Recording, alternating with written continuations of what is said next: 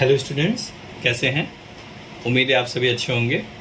Dear students, ये video part 3 है जिसके अंदर हम देखेंगे कॉम्बिनेशन ऑफ कैपेसिटर्स में कैसे एनर्जी कैलकुलेट करते हैं, मीन्स उस सिस्टम का नेटवर्क का एनर्जी कैसे कैलकुलेट करते हैं और टोटल चार्ज कैसे कैलकुलेट करते हैं। तो देखिए, आपके सामने एक नेटवर्क है जिसके अंदर कुछ कैपेसिटर्स मीन्स 5 कैपेसिटर सीरीज और पैरेलल के मिक्स कॉम्बिनेशन में लगे हुए हैं और एक 6 वोल्ट की बैटरी लगी हुई है। यहाँ आपको फाइंड करना है energy stored in the capacitors. In capacitors में कितनी एनर्जी है, मीन्स इस पूरे अरेंजमेंट में कितनी एनर्जी है, और सेकेंडरी इस पूरे अरेंजमेंट में टोटल चार्ज कितना हो रहा है ना, उसको देखते हैं। तो चलिए सॉल्व करते हैं। इसको सॉल्व करने से पहले सबसे पहले आपको इस नेटवर्क का इक्विवेलेंट कैपेसिटेंस निकालना होगा। ओके, चलिए स्टार्ट करते हैं। इसके लिए हम एक अगेन कैपेसिटर का सिस्टम बना देते हैं इस नेटवर्क का, जो कि क्वाइट ईजी है बनाना। यहाँ पे ये लग गए सारे के सारे कैपेसिटर्स। बच्चों, इनको सॉल्व करने के लिए आपको सबसे पहले मार्किंग करनी पड़ेगी। मार्किंग कहने का मतलब A B C D terminals बनाना। मान लीजिए टर्मिनल ए है, ठीक है, ये टर्मिनल बी है, this is C, this is D. Okay, आप एक चीज़ देखेंगे कि ए सी ब्रांच और सी डी ब्रांच ये दोनों सीरीज में है। दोनों क्या है? सीरीज में है। ये कॉम्बिनेशन सीरीज में सीधे सीधे आपको दिख रहा है। और ये कितने का है? 2 का है, 2 माइक्रोफराड। ये भी 2 माइक्रोफराड का है। तो इसका इक्विवेलेंट कितना होगा? सीरीज में क्या हो जाता है? हाफ हो जाता है। 2 और 2 का इक्विवेलेंट कितना हो जाएगा? 1 हो जाएगा, है ना। सीरीज में, सीरीज का फॉर्मूला लिख देता हूँ, 1/c equivalent for series is equal to 1/c plus 1/c। यदि 1 2 अलग अलग है तो 1 and 2, ठीक है। तो सीधे सीधे हाफ हो जाएगा। आप सिंपली ध्यान रखेंगे, लिटरली हम लिख सकते हैं C equivalent is equal to nothing but C/2 यहाँ पे। अब इन दोनों का एक बार और रीड्रॉ करते हैं। तो ये कुछ ऐसा अरेंजमेंट बच्चों हमको देखने को मिलेगा। देखिए, है ना, इन दोनों का एक इक्विवेलेंट हमने ले लिया 1। ये 1 का है, ये भी 1 का है, ये 2 का है, और यहाँ से लगा हुआ है बैटरी 6 वोल्ट की, ठीक है। बच्चों, अभी नोटिस करेंगे आप कि ये पाथ ए से इधर मान लीजिए डी है, क्योंकि सी लिखने का कोई मतलब ही नहीं है, क्योंकि बीच में अब कोई कैपेसिटर आ ही नहीं रहा है यहाँ से इस लाइन में, कंडक्टर में, और ये डायरेक्टली ज्वाइंट है स्प्लिट के साथ। और ये हो गया बी। तो हम देख रहे हैं ए से डी जाने के 2 रास्ते हैं। एक तो आप ऐसे मूव कर सकते हैं और एक ऐसे मूव कर सकते हैं। इसका क्या मतलब होता है? इसका मतलब ये है कि ये दोनों पैरेलल हैं, क्योंकि ए से डी जाने के 2 रास्ते हो गए, तो ये दोनों एक दूसरे के पैरेलल हो गए। तो हम इन दोनों का इक्विवेलेंट लिखेंगे।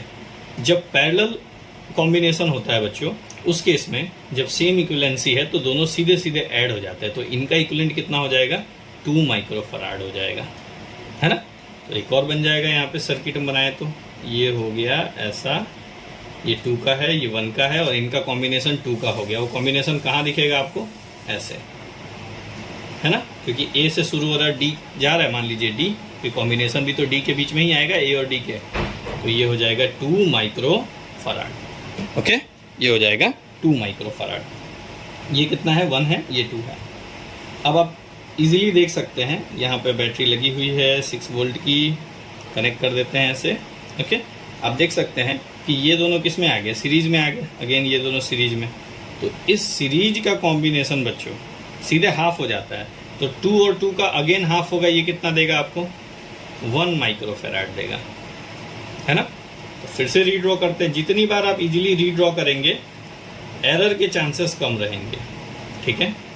ये टर्मिनल बी था, ये टर्मिनल ए हो गया, अगेन यहाँ एक कैपेसिटर, ये टर्मिनल बी हो गया, ये कनेक्ट हो गए, और इन दोनों को हम सिंपली ऐसे लिख देते हैं, ये बन गया। और ये 2 और 2 का कितना हो गया? 1, और ये हो गया 1। बच्चों, आप देख सकते हैं कि ये 1 माइक्रोफराड और ये 1 माइक्रोफराड अगेन पैरेलल में आ गए।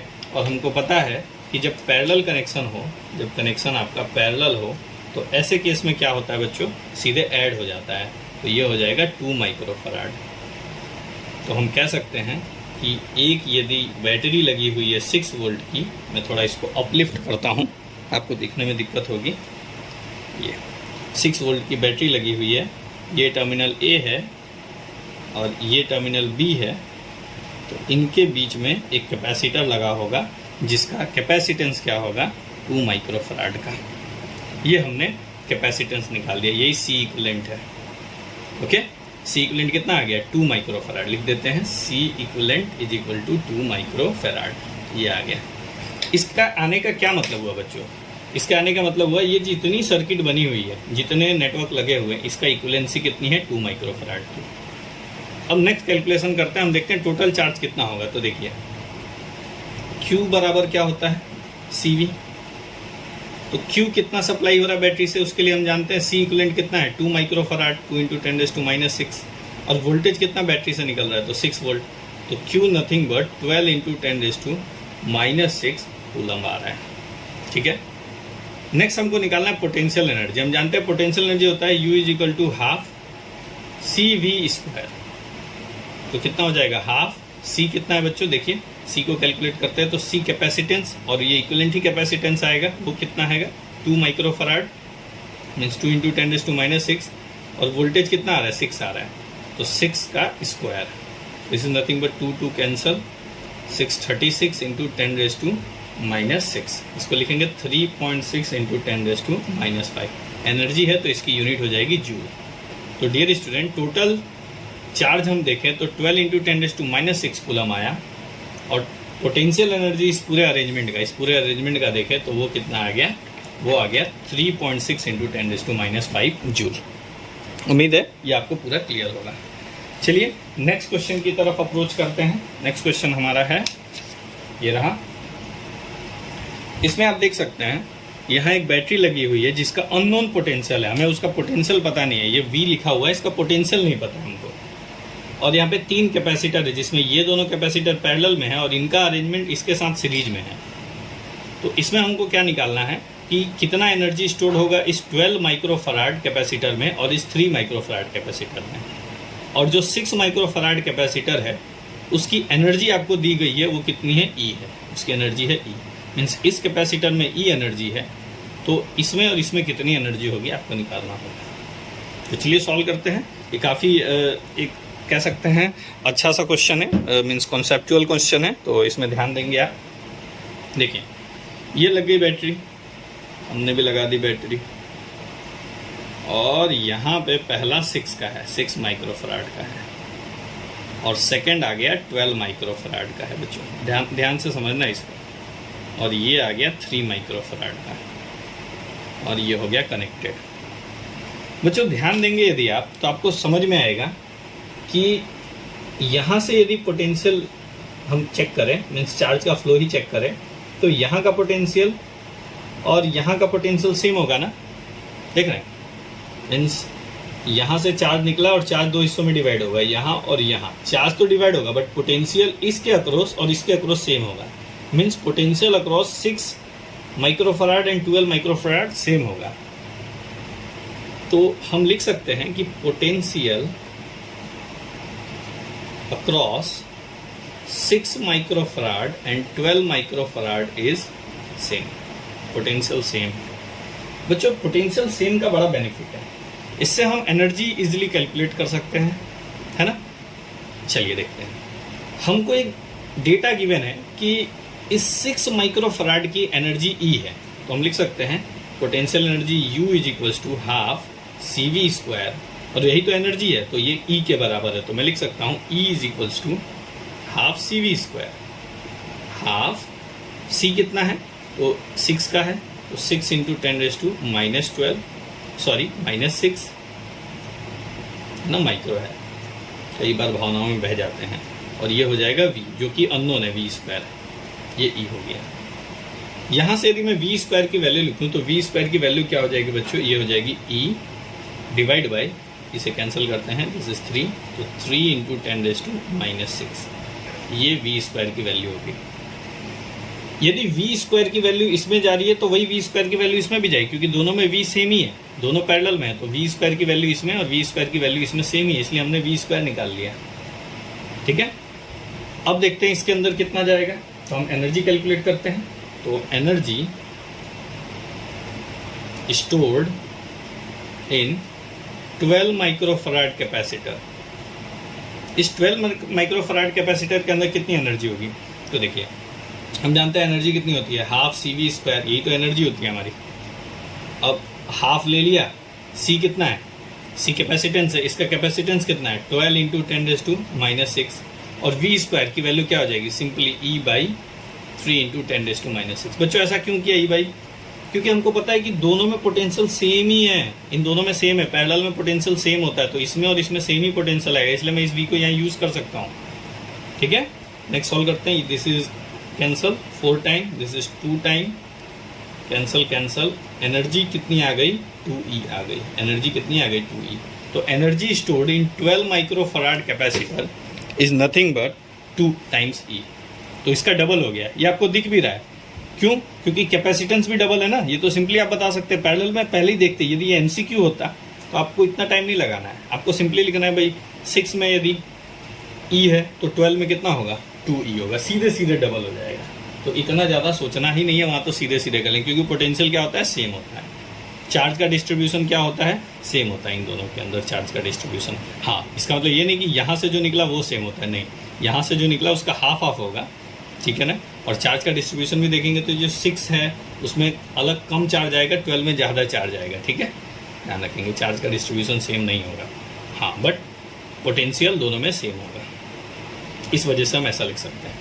नेक्स्ट हम देखते हैं इसके अंदर क्या होगा। तो ये इतनी आसानी से C की जगह 3 लिखने से नहीं हो जाएगा। मान लो कई बच्चों क्या गलती करते हैं, हम लोग स्कूल में पढ़ाते हैं, देखते हैं कॉपी चेक करते हुए, तो यहाँ 3 है, तो जैसे इसको सॉल्व किया कि सिंपली ये 1/2 CV² के फॉर्मूले में C की जगह जैसे यहाँ 12 रखा ना, वहाँ 3 लिखेंगे और ले आंसर आ गया तुरंत। नहीं बच्चों, ऐसा नहीं होगा, क्योंकि इन दोनों में जो पोटेंशियल है वो पोटेंशियल इसमें नहीं आएगा, पोटेंशियल चेंज होगा, क्योंकि ये दोनों का पैरेलल अरेंजमेंट जो है इसके साथ सीरीज में है, और सीरीज में पोटेंशियल अलग अलग होते हैं।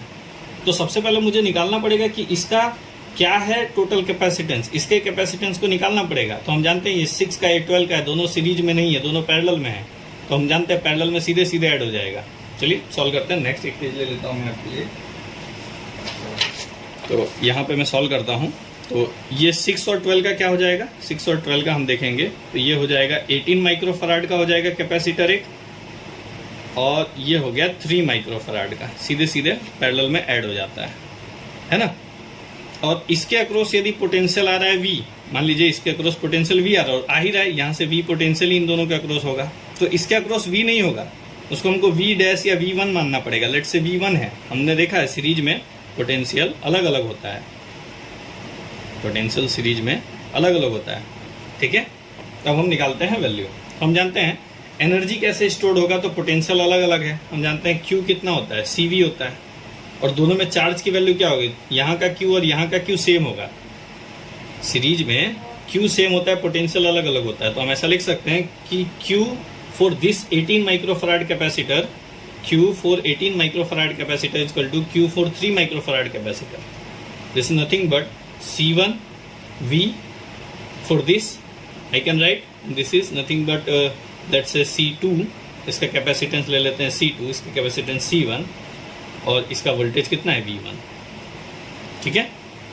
अब C1 की वैल्यू क्या है 18 है, V की वैल्यू कितनी है, तो V की वैल्यू अननोन है, हम नहीं जानते, V रखते हैं। अगेन C2 की वैल्यू क्या है, तो C2 की वैल्यू है 3, अच्छा 10⁻⁻6 हमने नहीं लगाया, यहाँ लगा देते हैं 10⁻⁻6। और V1 की वैल्यू क्या, दिस इज अननोन, अगेन ये कैंसिल हो गया, 3 से 6 हो गया, हमको क्या पता चला V1 6V के बराबर है, ठीक है। V1 कितना है 6V के बराबर है, तो पोटेंशियल चेंज हो गया, देखा आपने। तो अब निकालते हैं इनकी एनर्जी। देखिए एनर्जी कैसे निकालेंगे, मैं थोड़े रफ पेजेस काफ़ी यूज कर लेता हूँ, छोटे छोटे पेजेस। तो एनर्जी निकल जाएगी 1/2 CV², ये एनर्जी हो जाएगी। और इसके अक्रॉस पोटेंशियल कितना लिया है हमने, इसके अक्रॉस पोटेंशियल लिया है हमने V', कितना लिया है V' सॉरी, या फिर V1 कह सकते हैं, V1 यहाँ लिया है, तो ये हो जाएगा V1। तो this is nothing but 1/2 C V1। V1 की वैल्यू क्या हो जाएगी, V1 की वैल्यू है 6V, दिस इज 6V, तो उसका स्क्वायर है तो स्क्वायर कर देंगे। और C कितना है 3 इंटू 10⁻⁻6, ये एनर्जी निकाल रहे हैं, energy stored in 3 microfarad capacitor. तो this is nothing but 636। V² की वैल्यू हमारे पास पहले से ही है, V² की वैल्यू हमने क्या निकाली थी, इट इज E/3 इंटू 10⁻⁻6, है ना। यहाँ देखिए हमने निकाला था V² की वैल्यू E/3 इंटू 10⁻⁻6। अभी देखते हैं क्या क्या कैंसिल होता है, -6 कैंसिल, 3 कैंसिल, 2 36 18 ई आ गया। मतलब energy stored in 3 microfarad capacitor is nothing but 18 ई। ठीक है, तो ये हमने क्या निकाला, सबसे पहले देखा एनर्जी स्टोर्ड इन 12 माइक्रोफराड, है ना, वो कितना आ गया था हमारा, डबल आ गया था। मीन्स इसके अंदर ई है तो इसके अंदर 2 ई आ गया था, और इसके अंदर कितना है, 18 आया। कितना आया, 18 आया। और हमसे पूछा टोटल एनर्जी, नेक्स्ट पूछा टोटल एनर्जी कितना होगा। तो टोटल एनर्जी कितना होगा, देखिए इसके अंदर ई प्लस इसके अंदर कितना आया था, इसके अंदर 2E प्लस इसके अंदर 18E, सबका सम आ जाएगा टोटल एनर्जी। हम जानते हैं टोटल एनर्जी, बच्चों नोट पॉइंट, कि टोटल एनर्जी सिस्टम का पैरेलल अरेंजमेंट हो या सीरीज अरेंजमेंट हो, सारे सम होते हैं, सारे ऐड होते हैं। तो टोटल एनर्जी यदि मैं कैलकुलेट करूं तो वो हो जाएगा energy in let's say 6 microfarad capacitor plus energy in 12 microfarad capacitor plus energy in 3 microfarad capacitor, वो टोटल एनर्जी हो जाएगा। कितना है, 6 में E है, 12 में कितना है, 2E है, और इसमें 18E है। तो नेट एनर्जी कितनी हो जाएगी, 21E। ये नेट एनर्जी हो जाएगी, total energy of this system. Okay, thank you for watching this video. इसमें आपको काफ़ी नॉलेज मिला होगा। नेक्स्ट वीडियो के अंदर हम different type of circuit arrangement जिसमें कैपेसिटर प्लेट्स के फॉर्म में लगे होंगे, उन्हें सॉल्व करेंगे। Okay, thank you.